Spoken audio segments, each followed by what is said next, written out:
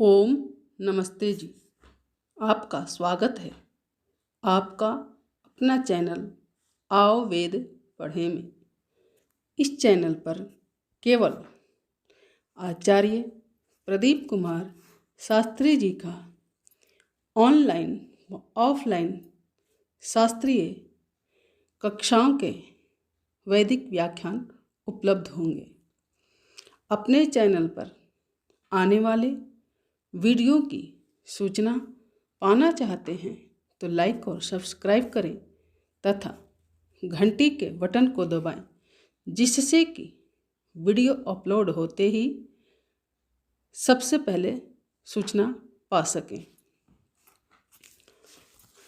वेद पढ़ें पढ़ाएं, सुने सुनाएं, वेद का संदेश घर घर पहुंचाएं। ऋषि ऋण को चुकाएं, अपना कर्तव्य निभाएं, जीवन सफल बनाएं।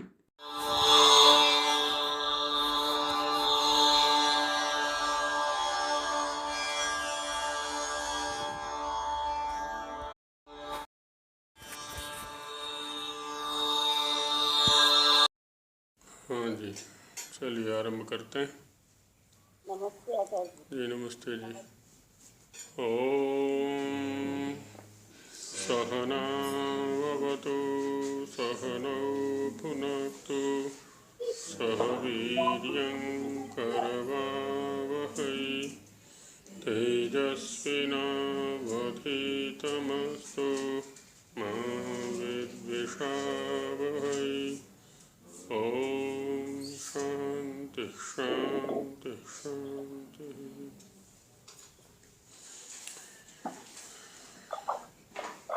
यजुर्वेद के 40वें अध्याय के 8वें मंत्र के माध्यम से ये सिद्ध किया गया कि जो ईश्वर का उपदेश है वो नित्य है। इस मंत्र के किस पद से ये बात सिद्ध की गई है कि वेद नित्य हैं, कोई बताएंगे?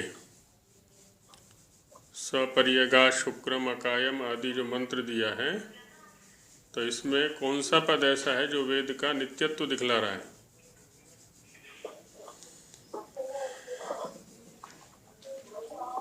कुछ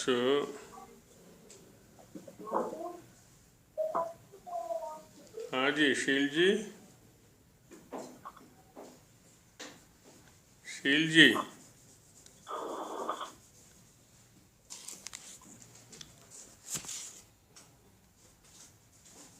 सुमना जी बताएंगी। सुमना जी। ओम आचार्य जी ठीक से नहीं बता पाऊंगी मैं। जितना जैसा बता सकते हैं वैसा बताइए। तो इसमें तो सारे गुण ईश्वर के हैं, वो जाना है मैंने। हाँ जी। पद से वो सिद्ध होता है वो। किस पद से सिद्ध होता है ये स्पष्ट नहीं है।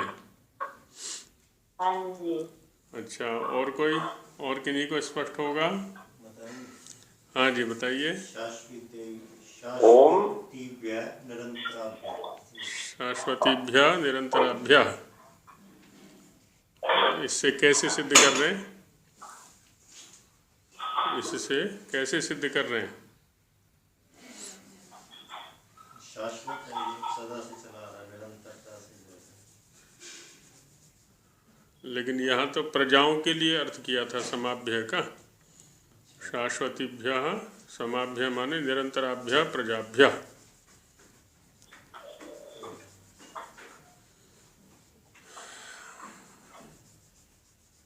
हाँ जी, धर्मदेव जी कुछ कह रहे थे। हाँ जी, इस सारे घट रहे में से विशेषण तो, मगर इसमें से विशेष जो है शुक्रम वाला आया था वो। आपने मेरे प्रश्न को नहीं पकड़ा ऐसा लग रहा है। मेरा प्रश्न है कि इनमें से कौन सा शब्द ऐसा है जो वेद के नित्यत्व को सिद्ध कर रहा है? बस केवल वो बताना है। ईश्वर में तो सारे घट रहे हैं, वो तो ठीक है। हाँ जी, नित्य जगह तो स्वयं भू है, अपने आप में सिद्ध कर रहा है वो, जैसे ये सिद्ध कर रहा है वैसे वेद भी सिद्ध इसका प्रमाण दे रहे हैं। यजुर्वेद के 40 में जाएगा 8वें मंत्र का। हाँ जी। ये सारा से सारा याद है, इसमें सारे घट रहे हैं वैसे, परिभू भी सारे घट रहे हैं वैसे जी। ठीक बात है। स्वामी जी महाराज ने ईश्वर नित्य, इसके वेद भी नित्य है, इसलिए वेद का उन्होंने प्रमाण दे दिया। यहाँ पे भी ये भी नित्य है, वेद भी नित्य है और ईश्वर का ज्ञान भी नित्य है। जब हम किसी विषय को लेके चर्चा करते हैं ना धर्मदेव जी, हाँ जी। तो चर्चा करने या वार्ता करने की एक मर्यादा ये होती है कि केवल जो प्रश्न किया जाए उस प्रश्न के ही साथ हम रहें। वो तो ये सभी जानते हैं, जितने भी इस कक्षा में बैठे हुए हैं ना, सारे जानते हैं कि ईश्वर नित्य है और ईश्वर के नित्य होने से उसका ज्ञान भी नित्य है। लेकिन प्रश्न केवल इतना है कि इस मंत्र में कौन सा शब्द ऐसा है जो इस भाव को दे रहा है। इतना तो नहीं पकड़ में आया जी वैसे। हाँ, तो बस उतना ही बोलना है। इतना तो व्याख्यान सारे दे ही देंगे जितने बैठे हुए हैं यहाँ पर। ठीक है। मनीषी शब्द कह रहा है कि जो मन का साक्षात दृष्टा है। हाँ जी, यही बोला था। अब देखिए स्वामी जी के भाव को पकड़िए। उन्होंने दिया है शाश्वतीभ्य समाभ्य, कुछ दीपक जी पास में गए थे, अर्थान व्यदधात, अर्थान व्यदधात शब्द के व्याख्यान में स्वामी जी ने क्या लिखा है? अर्थात यदा यदा सृष्टिम करोति तदा तदा प्रजाभ्यो हिताय आदि सृष्टौ सर्व विद्या समन्वितम वेद शास्त्रम स एव भगवान उपदिशति, है ना? इस शब्द से निकाला है शाश्वतीभ्य समाभ्य अर्थान व्यदधात।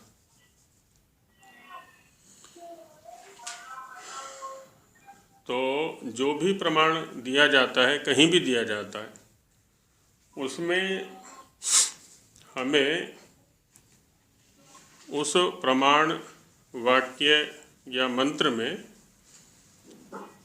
उस बिंदु को पकड़ने का पूरा प्रयत्न करना है जिस बिंदु के आधार पर उस मंत्र को वहाँ रखा जा रहा है, उस श्लोक को या उस सूत्र को वहाँ रखा जा रहा है ना? उस पर ध्यान हमें करना चाहिए।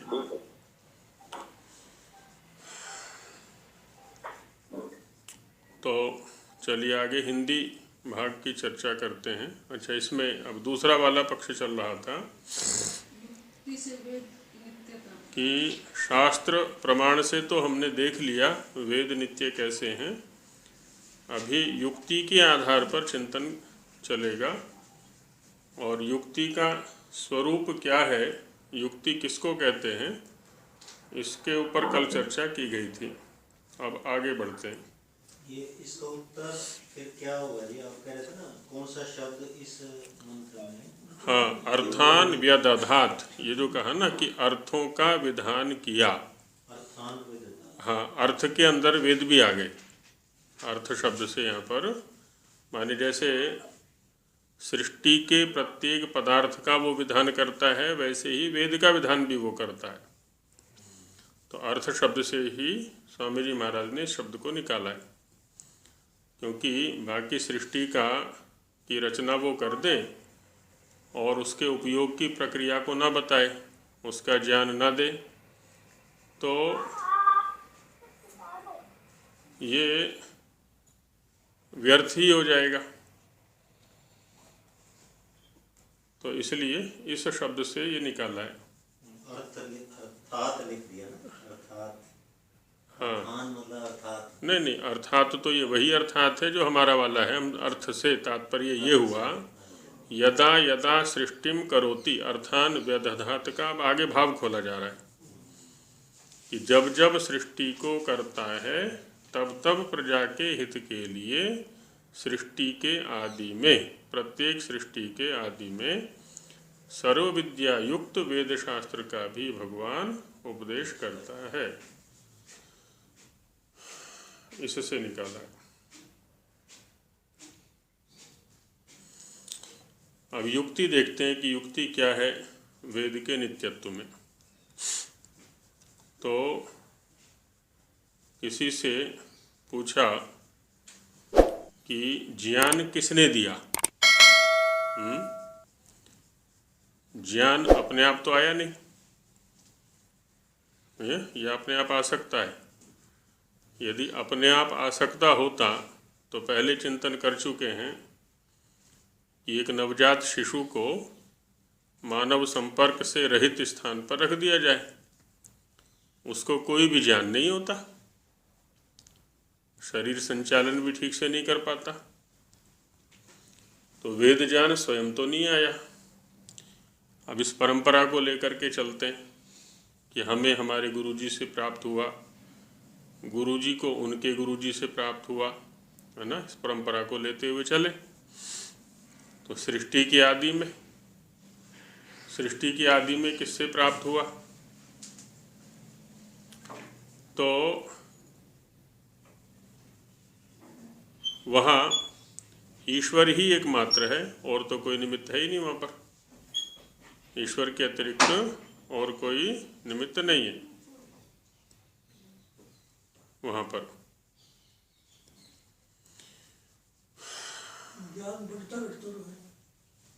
हमारा है ना, ईश्वर का नहीं, हमारा।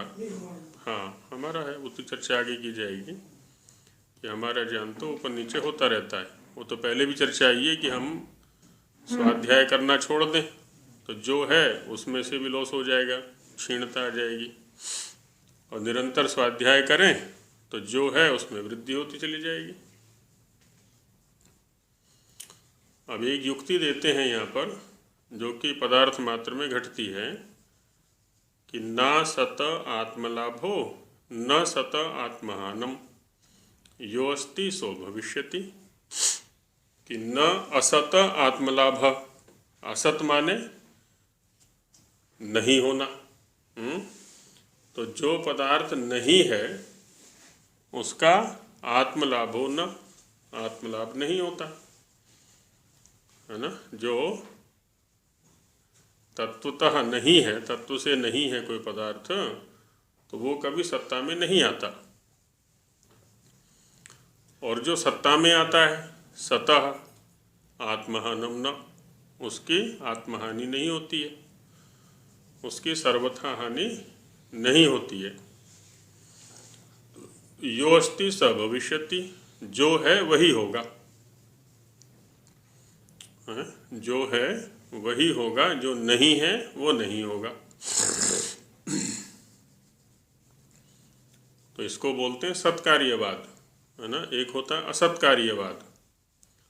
तो असत्कार्यवाद में क्या होता है, असत से सत की उत्पत्ति होती है, अभाव से भाव की उत्पत्ति मानते हैं वो लोग कि शून्य से ही सब कुछ उत्पन्न हुआ है ना। एक शून्यवादी है, शून्य से ही सब कुछ उत्पन्न हुआ है।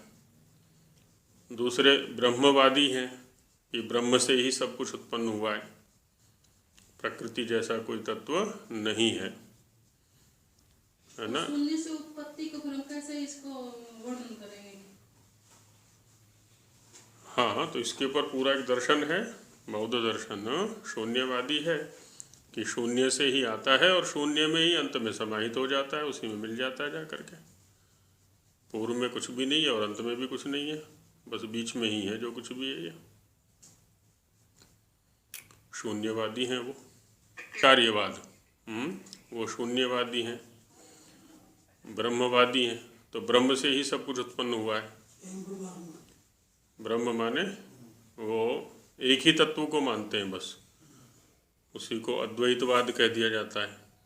जो एक ही तत्व को मानते हैं, दूसरे तत्व को स्वीकार नहीं करते। कई लोग कहते सुनते ना आत्मा से परमात्मा। हाँ, तो ये रहता है, सारे जीवात्माएं भी वहीं से उत्पन्न हुई हैं और बाकी जो दृश्यात्मक स्थिति है संसार की वो भी वहीं से उत्पन्न हुआ है। लेकिन जो ये वर्णन चल रहा है वो है सत्कार्यवाद, है ना। सत माने पहले से विद्यमान है कारण रूप में, और उससे फिर कार्य माने उत्पत्ति हुई है। तो वही यहाँ दिखाया जा रहा है कि जो नहीं है वो सत्ता में नहीं आता, जो है उसकी सर्वथा हानि नहीं होती, सर्वथा विनाश नहीं होता।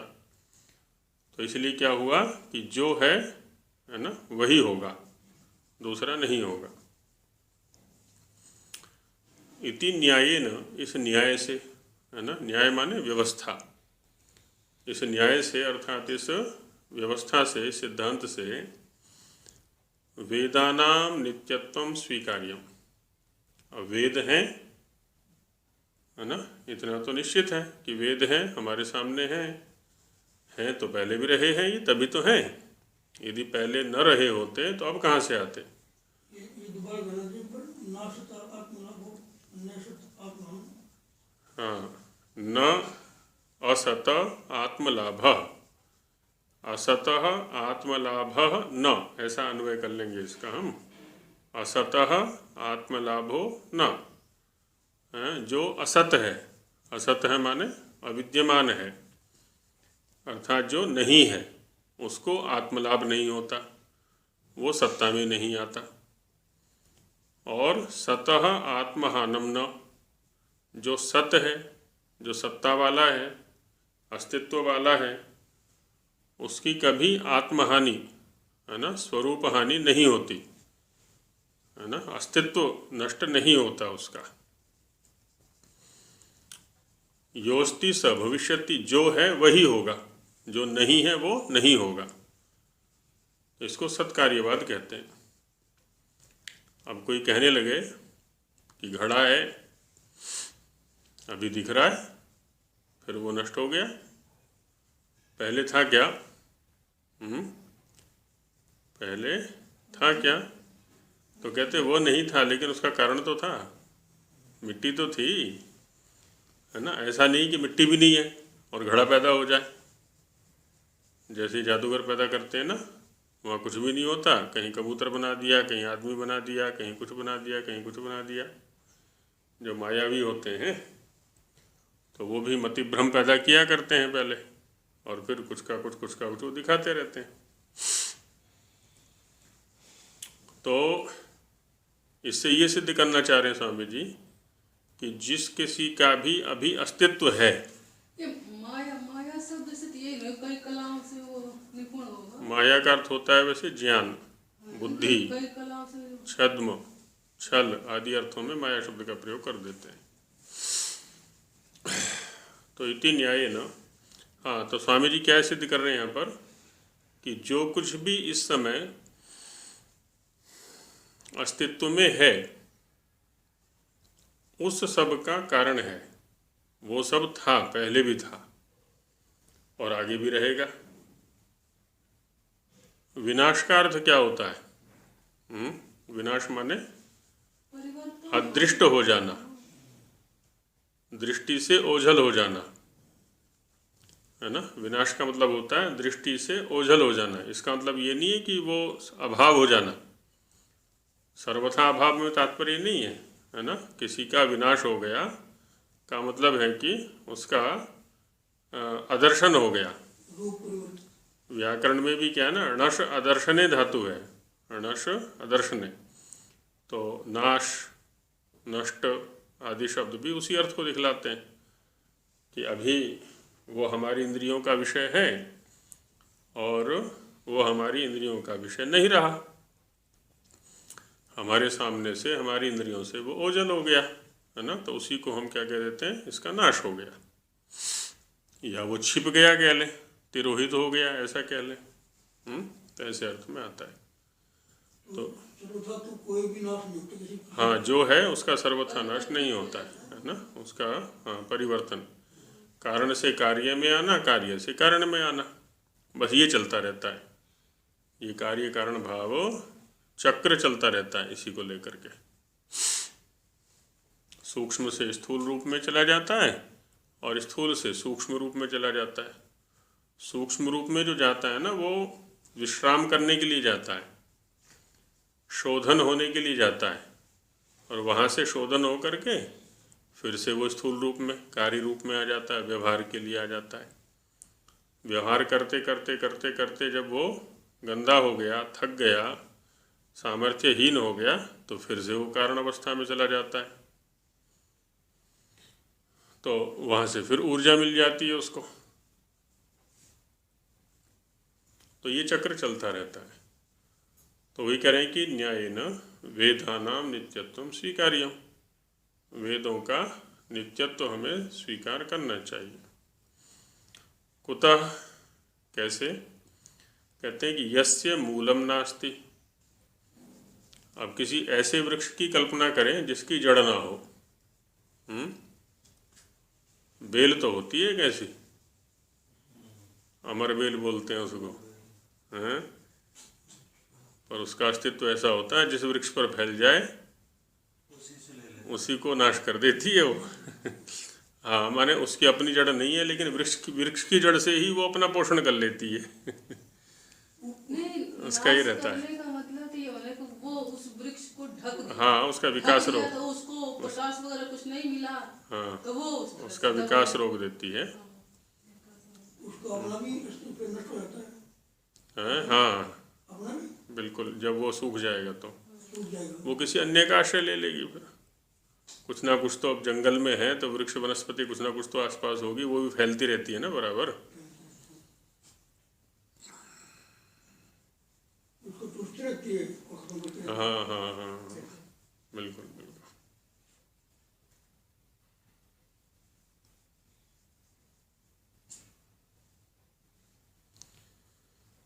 उसको उसदी है। तो हाँ, औषधि, अमरबेल बोलते हैं उसको। तो कहते हैं ऐसा कोई वृक्ष नहीं है कि यस्य मूलम नास्ति नैव तस्य शाखादय संभवितुम अर्हन्ति। जिसका मूल नहीं है, जिसकी जड़ नहीं है, उसके शाखादि भी नहीं हो सकते। शाखा है, पत्र है, पुष्प है, फल है, ये सब नहीं होंगे, है ना। दर्शनकारों की एक उक्ति भी है कि नष्टे मूले नैव पत्रम न पुष्पम। किसी का जड़ काट दी जाए या जड़ न होवे तो न पत्ते लगेंगे, न फूल लगेंगे, न शाखाएं लगेंगी, हैं? वहाँ पर कुछ भी उपलब्ध नहीं होगा। तो वही करें, यस्य मूलम नास्ति नैव तस्य शाखादय संभवितुम अर्हन्ति। जिसकी मूल नहीं है तो उसकी शाखादि भी नहीं हो सकते। और एक उदाहरण दिखाते हैं। ये तो प्रकृति से उदाहरण उठाया है ना, कि जड़ रहित वृक्ष को हम नहीं सोच सकते कि जड़ रहित भी वृक्ष हो सकता है, या बिना जड़ वाले वृक्ष की शाखाएं हो सकती हैं, या पत्र, फूल, फल आदि हो सकते हैं, ये नहीं हो सकता। अच्छा, एक व्यक्ति आया और वो बोला कि मैंने बांझ स्त्री के विवाह में दावत खाई है। हाँ, एक वंध्या स्त्री के पुत्र के विवाह में मैं सम्मिलित हुआ था। तो असंभव है, क्योंकि वंध्या का मतलब ये होता है कि संतानोत्पत्ति में असमर्थ। तो जो संतानोत्पत्ति में असमर्थ है उसके पुत्र कहाँ से आएगा? जब पुत्र नहीं है तो विवाह कहाँ से होगा? तो वे करें वंध्या पुत्र विवाह दर्शनवत है। जैसे वंध्या का पुत्र होना असंभव है, क्योंकि मूल ही नहीं है, वहाँ पर आधार ही नहीं है, जड़ ही नहीं है संतान होने के लिए। या उसको गलत बंद तो विवाह दर्शनवत है ना, जैसे उसके विवाह का दर्शन नहीं हो सकता, ठीक वैसे ही पुत्रो भवेत् चेत तदा वंध्यात्वम न सिद्ध्येत। यदि किसी स्त्री के पुत्र की सत्ता को स्वीकार कर रहे हैं हम कि इसके पुत्र है, फिर वो स्त्री वंध्या नहीं है, और यदि वंध्या है तो फिर पुत्र नहीं है ना। दोनों एक साथ नहीं रह सकते कि वंध्या भी हो और उसका पुत्र भी हो। सनास्ति चेत, यदि उसके पुत्र नहीं है, उस वंध्या के, उस स्त्री के पुत्र नहीं है, तस्य विवाह दर्शने कथम भवतः, तो फिर उसका विवाह और दर्शन कैसे हो सकता है? ना तो उसका विवाह हो सकता है पुत्र का, वंध्या के पुत्र का, और ना ही उसका दर्शन हो सकता है। तो ये असंभव है। एवं तो दो उदाहरण दिए स्वामी जी महाराज ने। एक तो प्रकृति से दिया है ना, कि बिना जड़ का वृक्ष, और उस वृक्ष के फिर पत्र, पुष्प, शाखा आदि का होना संभव नहीं है। वैसे ही वंध्या स्त्री के, वंध्या माता के पुत्र का होना या उसका विवाह का होना संभव नहीं है। अर्थात ये मूल है, पुत्र के होने में माता मूल है और पत्र पुष्प शाखा आदि के होने में किसी वृक्ष की जड़ मूल है, आधार है। जब वो होंगे तभी ये होंगे। एवं एवं अत्रापि इसी प्रकार से यहाँ भी विचारणीयम, वेदों के प्रसंग में भी इसी प्रकार से विचार करना है कि कोई तो आधार है इसका, तभी तो वेद हम तक पहुँचे हैं। यदि ईश्वरे विद्या अनंता न भवेत, यदि ईश्वर में विद्या अनंत, जिसका अंत नहीं, जैसे हमारी जो विद्या है वो तो शांत है, उसका तो अंत हो जाता है, इसलिए हमें बार बार दूसरों से लेनी पड़ती है, अपने गुरुओं से, अपने आचार्यों से, अपने ऋषियों से हम विद्या को लेते रहते हैं। लेकिन बात यह आएगी कि ऋषियों के पास कहाँ से आई, ईश्वर के पास से। और यदि ईश्वर वाली विद्या भी नष्ट मान ली जाए हम कि वो भी नष्ट हो जाती है, तो फिर ईश्वर के पास कहाँ से आएगी, है ना? तो फिर ये अनवस्था दोष आ जाएगा। तो इसलिए कह रहे हैं कि यदि ईश्वरे विद्या अनंता न भवेत, यदि ईश्वर में विद्या की अनंतता नहीं होगी तो कथम उपदिशेत, तो फिर वो उपदेश कैसे करेगा?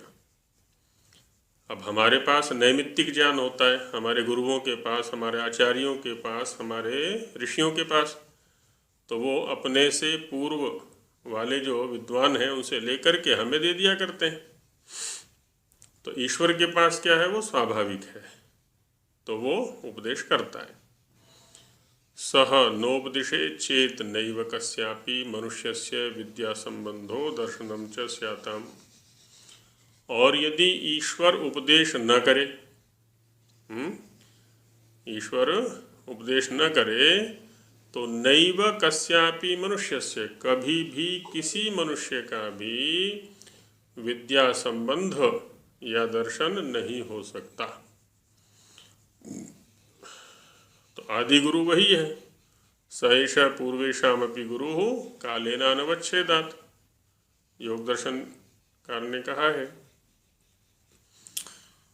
तो हमारे पास लेकिन ज्ञान है, हमारे पास विद्या है, हमारे पास माने मनुष्यों के पास में, तो इससे ये पता चलता है कि इसका कोई ना कोई अनादि अनंत उपदेष्टा होना चाहिए। क्योंकि जो हम जैसे मनुष्य हैं, हमारे गुरु रहे, उनके गुरु रहे, उनके गुरु रहे, ऋषि रहे, उनके ऋषि रहे, आदि आदि, उनका जो शरीर संबंध था वो तो अनित्य था, उत्पन्न हुआ, नष्ट हुआ, उत्पन्न हुआ, नष्ट हुआ, उत्पन्न हुआ। और उनका जो विद्या संयोग है वो भी किसी के माध्यम से हुआ था। लेकिन ईश्वर के पास में वो नित्य संबंध है। निर्मूलस्य प्ररोहाभावात्, कहते हैं कि जिसकी जड़ नहीं होती है ना, निर्मूल है जो, मूल माने जड़, आधार, तो निर्मूलस्य मूल रहित का प्ररोहाभावात्, उसका प्ररोह नहीं होता, उसकी उन्नति नहीं होती, उसमें अंकुर नहीं आते, उसमें फुटेर, हरियाणा में फूटना बोलते हैं, है ना, उसमें पत्ते आदि का आना, है ना, वो नहीं होता। अभी जैसे ऋतु आएगी ना ये पतझड़, तो उसमें क्या है ना, सारे पत्ते झड़ जाएंगे, कुछ वृक्षों पर रह जाते हैं, लेकिन अधिकतम वृक्षों के एकदम पत्ते झड़ जाते हैं, एकदम वो नंगे हो जाते हैं, लेकिन जड़ है उनकी सुरक्षित अभी भी भूमि के अंदर। तो ऋतु पा करके फिर से वो अंकुरित हो जाते हैं, फिर से उन पर नई नई कोपल आ जाती हैं, पत्ते आ जाते हैं, आदि आदि। नहीं अस्मिन् जगति निर्मूलम उत्पन्नम किंचित दृश्यते, इस संसार के अंदर कुछ भी ऐसा दृष्ट नहीं है जो कि निर्मूल हो और उत्पन्न हो, है ना, मैंने उसकी जड़ ना हो और वो उत्पन्न हो, ऐसा कोई पदार्थ भी नहीं दिखेगा। तो जो कुछ भी उत्पन्न होता है, जो कुछ भी सत्ता में आता है, वह सब आधार युक्त होता है, उसकी कोई आधार होता है, उसकी जड़ होती है, उसका मूल होता है। तो वैसे ये वेद ज्ञान है, और वेद ज्ञान हमें प्राप्त है, प्राप्त हो रहा है परंपरा से, तो इसका भी आधार रहेगा, और वो आधार क्या है? ईश्वर है। और दिखाते हैं कि यस्य सर्वेषां मनुष्याणां साक्षात अनुभवोस्ति, जिसका सभी मनुष्यों को, है ना, मनुष्य मात्र को। तो यहाँ एक शब्द दार्शनिक लोग प्रयोग करते हैं, जो विषय प्रत्यात्म वेदनीय है। प्रत्यात्म वेदनीय माने प्रत्येक आत्मा के अनुभव का विषय है, उसको प्रत्यात्म वेदनीय कहा जाता है। तो इसी के लिए स्वामी जी कह रहे हैं यस्य सर्वेषां मनुष्याणां साक्षात अनुभवोस्ति, जिस विषय का सभी मनुष्यों को साक्षात अनुभव है, सोत्र प्रकाश्यते, उसको दिखाते हैं। यस्य प्रत्यक्षोऽनुभवः तस्यैव संस्कारः, कहते हैं कि जिस विषय का हमने प्रत्यक्ष अनुभव किया, माने किसी इंद्रिय से किसी विषय को ग्रहण किया।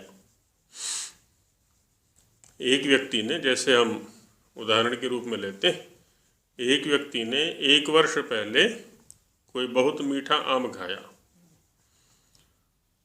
तो अभी उसका क्या है? स्मरण हो आया, कोई चर्चा चली आम को लेकर के, तो तुरंत उसकी स्मृति में आ गया कि अरे हाँ, 1 वर्ष पहले मैंने खाया था।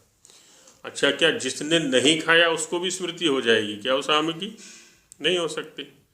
तो यहाँ पर ये करेंगे जिसने प्रत्यक्ष अनुभव किया है किसी विषय का, उसी का संस्कार बनेगा, बुद्धि संस्कार बनेगा।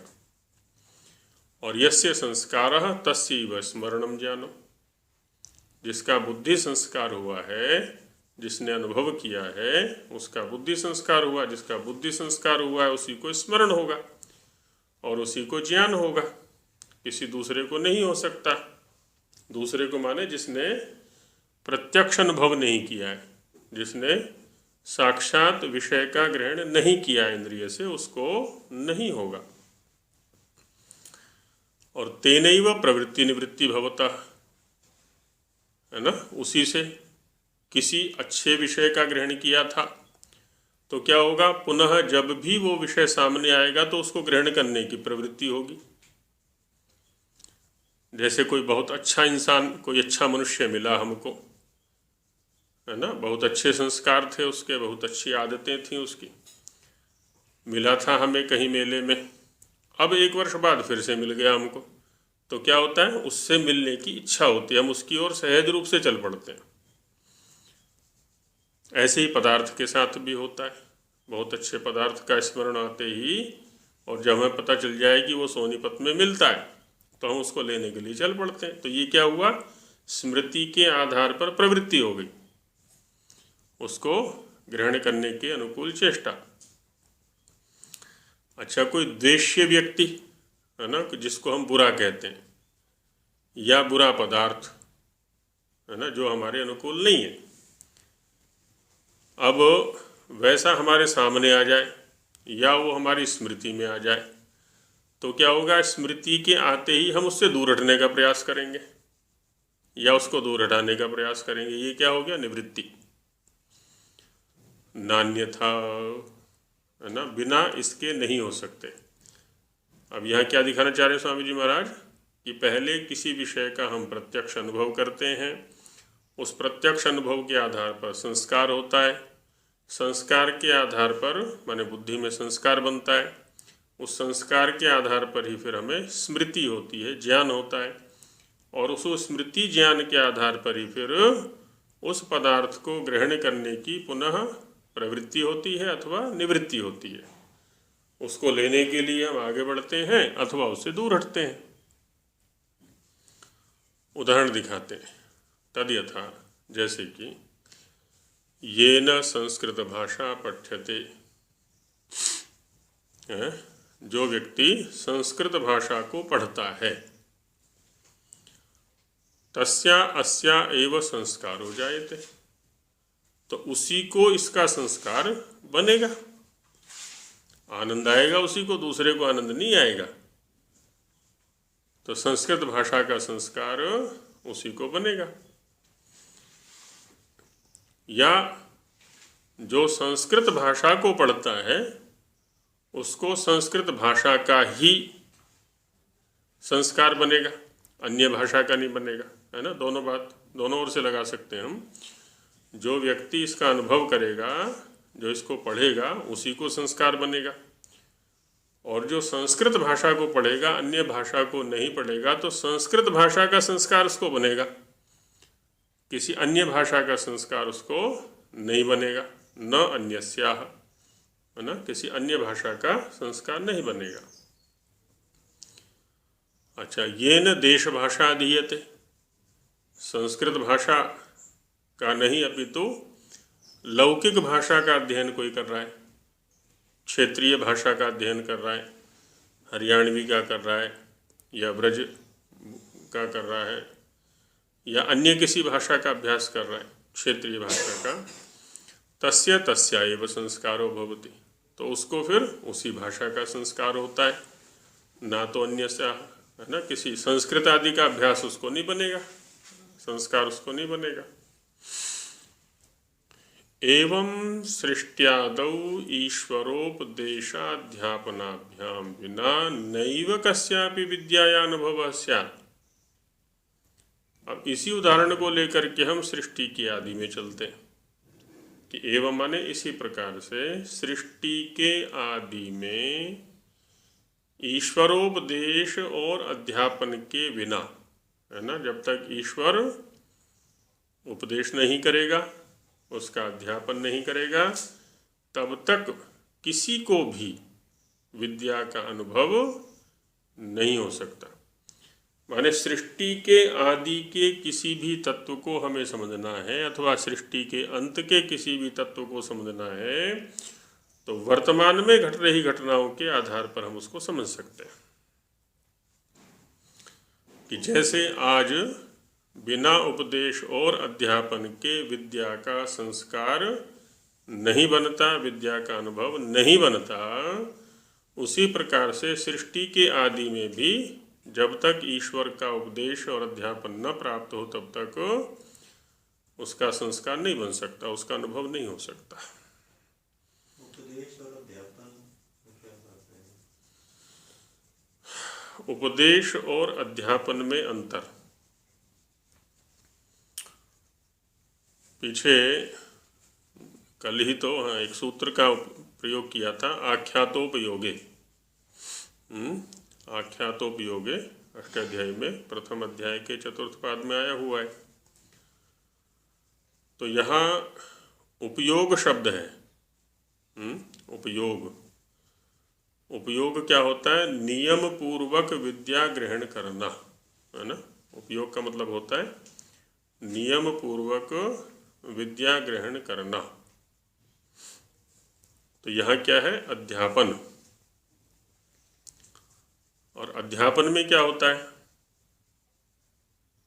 किसी ग्रंथ का आश्रय लेकर के, जैसे अभी हम ऋग्वेद आदि भाष्य भूमिका का अध्ययन अध्यापन कर रहे हैं, यहाँ उपदेश नहीं है। यहाँ अध्ययन अध्यापन में क्या है? ग्रंथ के एक एक शब्द को खोल करके समझने का प्रयास किया जा रहा है। कोई श्लोक आता है, कोई मंत्र आता है, कोई गद्य आता है, जो भी है ना, शब्दशः उसका वर्णन करने का प्रयास किया जाता है, उसको समझने समझाने का प्रयास किया जाता है। ये अध्ययन अध्यापन में आ जाएगा।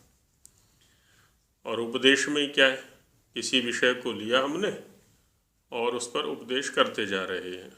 जैसे बाहर प्रवचन आदि होते हैं ना, तो वहाँ शब्दशः नहीं हुआ करता, वहाँ एक एक शब्द को लेकर के तो व्याख्यान लगभग नहीं होता ना। भावार्थ। हाँ, बस विषय प्रतिपादन हो जाता है वहाँ पर। और अध्ययन अध्यापन क्या है, पहले भी संकेत किया गया था। अध्ययन में क्या है? अधि उपसर्ग है ना, अधि उपसर्ग है। और अधि जो उपसर्ग है, इसका अर्थ क्या होता है? ऊपर।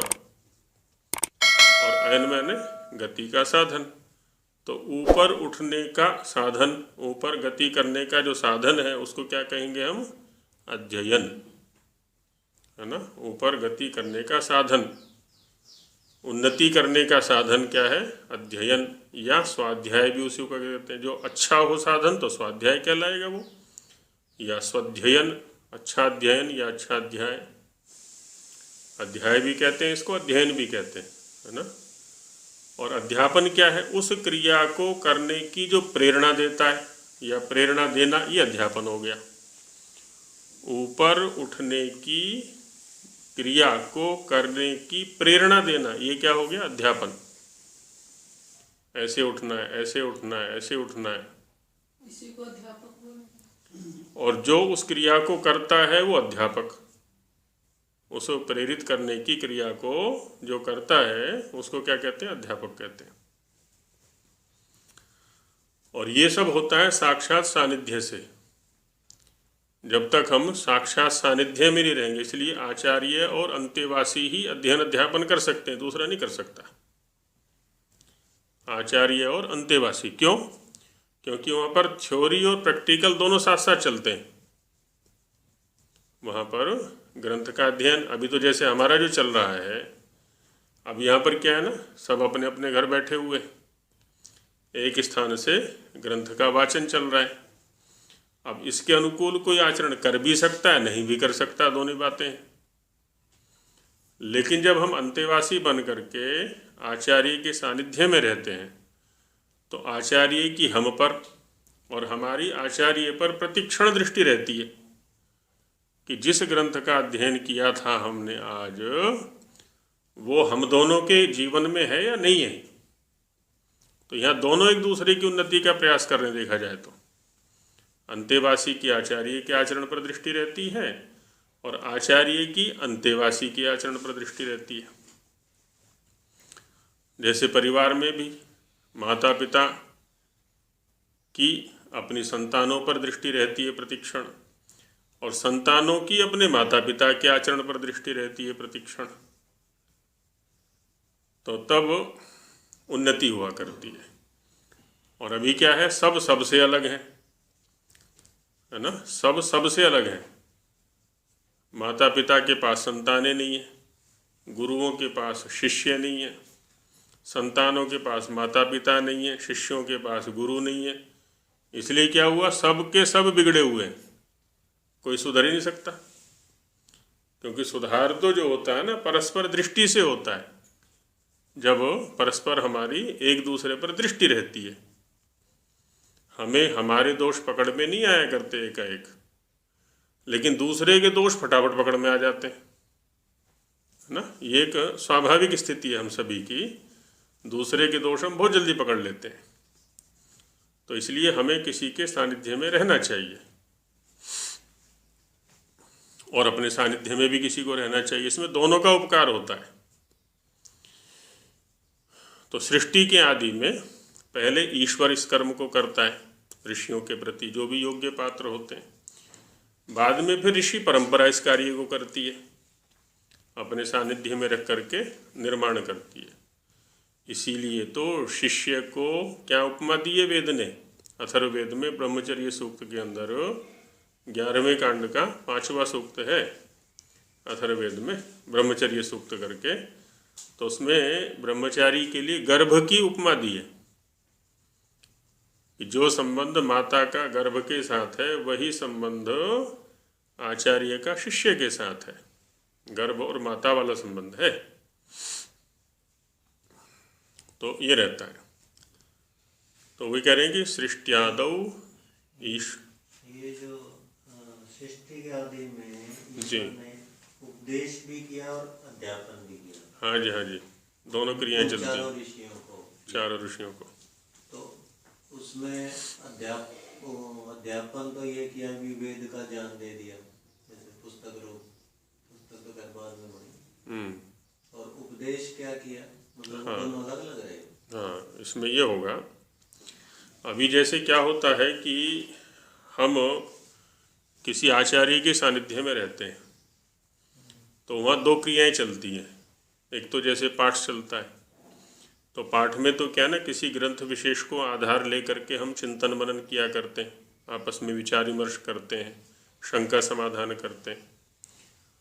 और इसके अतिरिक्त क्या होता है, कुछ आचरण संबंधी, पाठ के अतिरिक्त आचरण संबंधी, चरित्र संबंधी, राष्ट्र संबंधी, संस्कृति संबंधी भी चर्चाएं होती हैं, उपदेश होते हैं, प्रवचन होते हैं। जैसे प्रातः सायं अग्निहोत्र के पश्चात चर्चाएं हो गई, कुछ उपदेश प्रवचन हो गए, है ना। वो सब क्या है, हमारे चरित्र को निर्माण करने वाली प्रक्रिया है सारी की सारी। अच्छा, बीच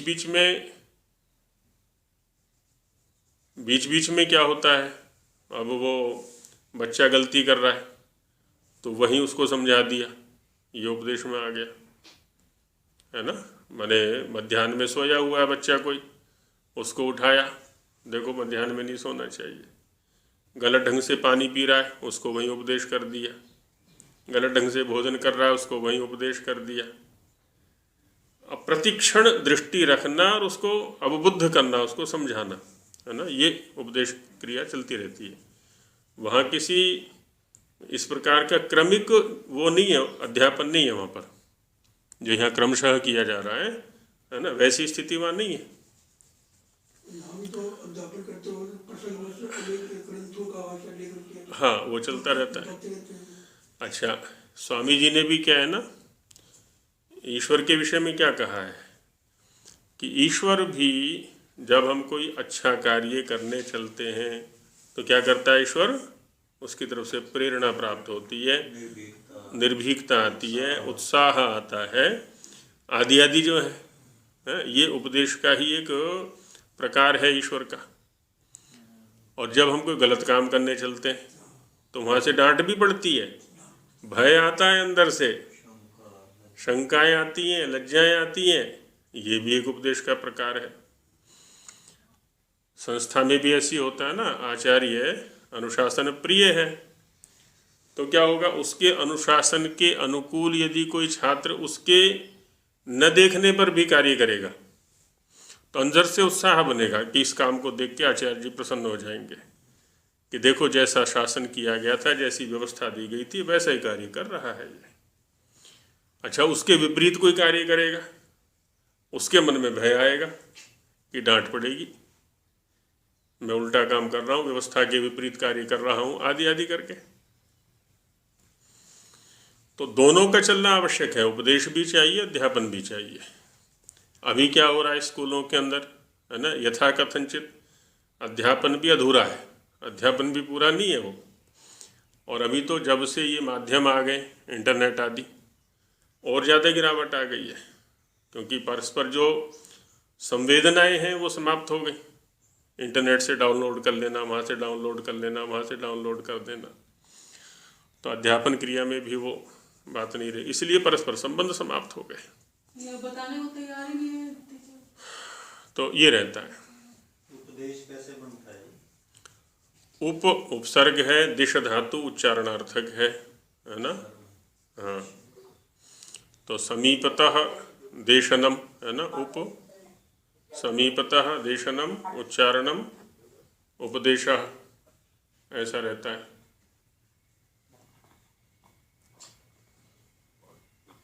सत्यदेव जी माइक बंद कर लें, माइक खुला हुआ है आपका।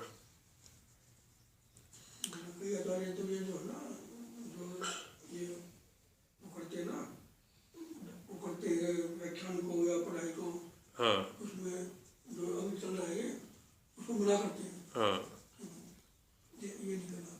हाँ, मतलब ईश्वर ने फिर उन 4 ऋषियों को ये सब दिया, मतलब उपदेश भी किया उनको, आचरण भी सिखाया। बिल्कुल बिल्कुल बिल्कुल, आरंभ में तो वही है, और तो कोई है ही नहीं निमित्त वहाँ पर। तो कोई है ही नहीं। और बिना निमित्त के हमारा निर्माण हो नहीं सकता, ना ज्ञान आ सकता है, ना आचरण आ सकता है। अभी भी ये देखें, खाली के एक, जैसे आज स्कूलों में चल रहा है, अच्छा पुस्तक पढ़ा दें, आचरण पर ध्यान ना दें उसके, बिल्कुल उसको प्रैक्टिकल ना कराएं, तो प्रैक्टिकल वो 100 जन्मों में भी नहीं कर सकता उस विद्या का। वो भी करवाया। केवल शाब्दिक ज्ञान दे दें, खाली हम शाब्दिक ज्ञान दे दें, उसका प्रायोगिक ज्ञान ना दें, कभी भी नहीं कर सकता। अच्छा, केवल प्रायोगिक ज्ञान दे दें, शाब्दिक ज्ञान दे दें, तो शाब्दिक ज्ञान उसको नहीं आ सकता कभी भी। एक किसान है जैसे, या एक व्यापारी है, तो व्यापारी का पुत्र यदि व्यापारी के साथ लगा हुआ है, वो सारे गुण सीख जाता है व्यापार करने के। आवश्यक नहीं है कि वो मोटे मोटे ग्रंथों को पढ़े या MBA आदि कर ले, वो नहीं कर सकता वहाँ जा कर के। किसान का पुत्र कृषि के सारे गुण जान जाता है। लेकिन जो ये पढ़ते हैं, BSc MSc करते हैं एग्रीकल्चर लाइन से, अब है ना, अब उनको व्यावहारिक ज्ञान भी होगा, ये आवश्यक नहीं है BSc MSc वालों को। और किसान को शाब्दिक ज्ञान होगा, ये आवश्यक नहीं है। दोनों के बिना दोनों अधूरे हैं, दोनों ज्ञान चाहिए हमें। इसको कहते हैं ना, किसान अनस्किल्ड लेबर है। हाँ, बस वही है। अनस्किल्ड लेबर वो बैल के काम में रहा है, और जिसमें कृषि पड़ी हुई है ना, और वो उसका वैज्ञानिक है, हाँ उससे बैल का से काम ले दिखा हाँ, वो निकाल के दिखा दे, नहीं कर सकता वो। इसका मतलब प्रैक्टिकल भी सिखाया ईश्वर ने। हाँ, सिखाएगा ना वो, प्रैक्टिकल भी सिखाया, थ्योरी भी सिखाई। बिल्कुल इसका मतलब बिल्कुल ये हो गया। बिल्कुल बिल्कुल, वो अभी भी सिखाता है, पर हमारी पात्रता नहीं बन रही।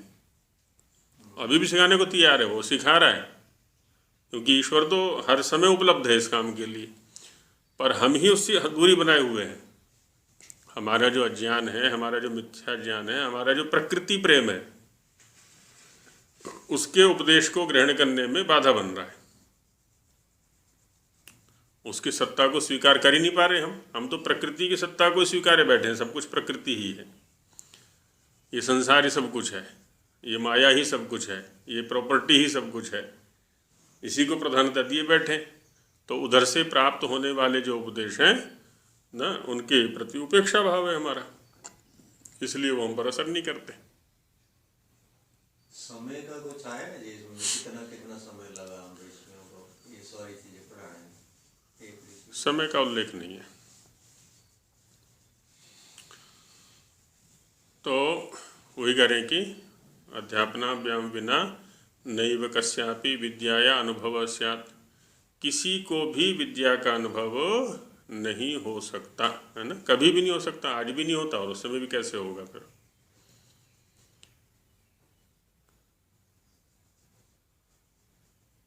पुनः कथम संस्कार, जब विद्या का अनुभव के बिना संस्कार नहीं होना, अनुभव के बिना संस्कार नहीं होना। तो एक थे आचार्य जी के मित्र भी थे, शिष्य भी थे, पंडित व्रतपाल जी, हैदराबाद से। सृष्टि विज्ञान के ऊपर उन्होंने कार्य किया था काफ़ी। तो बड़ी उम्र में विवाह किया उन्होंने, 58 वर्ष में। तो उनके संतानें 2 हुई। तो एक बार क्या था, छोटे छोटे बच्चे थे उनके, छोटे माने रहे होंगे 7-8 साल के, आ गए, बहालगढ़ थे हम उस समय। तो बंदर थे वहाँ पर, बहालगढ़ में बंदर थे। अब छत के ऊपर बंदर बैठा हुआ था, वो बच्चा बंदर की ओर दौड़ा, जैसे उसको गले लगा लेगा वो। अब क्योंकि उसको अनुभव नहीं था कि बच्चा हानि पहुंचा सकता है, यदि बंदर हानि कर सकता है मेरी, उसको अनुभव था ही नहीं, ना अनुभव था। जब अनुभव नहीं था तो उसका संस्कार भी नहीं था। यदि एक बार उसको अनुभव हो गया होता कि बंदर जो है ना वो हानि कर सकता है, तो उधर दौड़ ही नहीं सकता वो बिल्कुल भी। छोटा सा बच्चा होता है, अग्नि की ओर भागता है। अब उसको अनुभव या संस्कार है ही नहीं, कभी अग्नि का अनुभव किया ही नहीं उसने कि अग्नि जला भी सकता है। भागता है उसको देखने के लिए, अच्छा लगता है ना। वैसे क्या करता जी, वो अंगीठी ना अंगीठी, हाँ, उसमें अंगीठी हुआ करती, तो उसमें तो बच्चा होता ना, वो उसकी जबरदस्ती पकड़ के ना मुझे लग जा रहा था, आराम से पकड़ के ना, तो उसको फिर अब एक बार अनुभव हो गया उसको अग्नि से जलने का, अब दोबारा थोड़ा ना जाएगा वहाँ पर। या बंदर से हानि का एक बार अनुभव हो गया, अब दोबारा अब पीछे हट जाएगा, औरों को मना कर देगा कि बंदर के पास मत जाना या अग्नि के पास मत जाना, आदि आदि। तो वही कह रहे हैं यहाँ पर कि जब अनुभव नहीं हुआ, उन्हें कथम संस्कार, संस्कार कैसे होगा। अच्छा, संस्कार नहीं होगा तो तेन बिना कुतः स्मरणम, उसके बिना स्मृति कैसे आएगी। अच्छा, स्मृति नहीं आएगी तो फिर आगे ये अध्ययन अध्यापन की परंपरा कहाँ से चलेगी फिर, वो है ना। जो हमारे गुरु लोग हैं, आचार्य लोग हैं, ऋषि लोग हैं, वो जो अध्ययन अध्यापन की परंपरा को निरंतर बनाए रखते हैं, वो इसी क्रम से तो रखते हैं। पहले उन्होंने साक्षात अनुभव किया, अनुभव से संस्कार हुआ, संस्कार से स्मृति हुई, और स्मृति के आधार पर फिर आगे परंपरा चलती है। वो चिकित्सा क्षेत्र में वैद्य हैं, चिकित्सक हैं, वहाँ भी तो यही क्रम चलता है सारा का सारा। पहले सैद्धांतिक ज्ञान लेते हैं, सैद्धांतिक ज्ञान के आधार पर किसी रोगी पर उसका प्रयोग किया जाता है। फिर वो तो प्रयोग, अब औषधि रोग रोगी का क्या अनुभव हो गया उसको, अब इस अनुभव का एक संस्कार उसके चित्त पर बन गया, और उस संस्कार के आधार पर फिर आगे भी वो स्मृति का आश्रय लेकर के आगे भी चिकित्सा करता चलता है कि देखो मैंने उस रोगी को इस रोग में ये औषधि दी थी, उसको लाभ हो गया था। तो उसी के आधार पर फिर आगे वो परंपरा चलती रहती है ऐसे। न च स्मरणेन विना विद्याया लेशोपि कस्यचित् भवितुमर्हति। और विद्या का स्मरण यदि नहीं होगा, अब जैसे किसी ने पूछा कि भाई शब्द का अर्थ जानते हो, यदि वो कहता है हाँ जानता हूँ मैं, का मतलब क्या हुआ, पूर्व अनुभव किए हुए के संस्कार के आधार पर स्मृति के कारण से वो ऐसा कह रहा है कि मैं इस शब्द के अर्थ को जानता हूँ।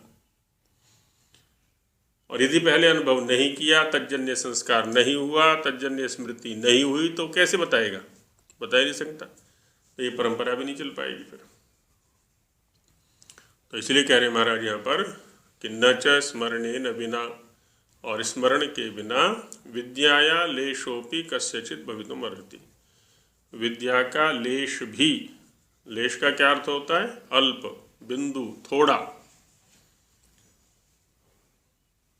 लिश अल्पी भावे धातु है व्याकरण में, लिश अल्पी भावे, है ना, थोड़ा सा भी, एक बिंदु भी, स्वल्प मात्रा भी विद्या का कस्यचित् किसी को भी नहीं हो सकती। तो इससे क्या सिद्ध हो रहा है कि जो ये वेद विद्या है वो नित्य है, ईश्वर के पास में ये नित्य ही बनी रहती है, और ईश्वर से विद्या का, उस विद्या का उपदेश और अध्यापन होता है, और उससे फिर आगे परंपरा चलती रहती है। और उसमें क्रम क्या रहता है, अनुभव, संस्कार, स्मृति, इन तीनों का होना अत्यंत अनिवार्य है। इसके बिना आगे गति नहीं बनेगी। अनुभव, संस्कार और स्मृति, है ना। पहले किसी माने बिना अनुभव के संस्कार नहीं, और बिना संस्कार के स्मृति नहीं। स्मृति माने स्मरण होना, स्मृयाध्याने, फिर से ध्यान में आ जाना विषय का। पहले जो हम अनुभव कर चुके हैं उस विषय का फिर से ध्यान में आ जाना, उस इंद्रिय का विषय बन जाना, है ना, यही स्मृति होती है। तो इसका हिंदी भाग पर कल चिंतन करेंगे। अभी अगली कक्षा का समय हो गया है, तो बस करते हैं। ओम सहना भवतु सहनौ भुनक्तु सह वीर्यं करवावहै तेजस्विनावधीतमस्तु मा विद्विषावहै। ओम शांति शांति शांति।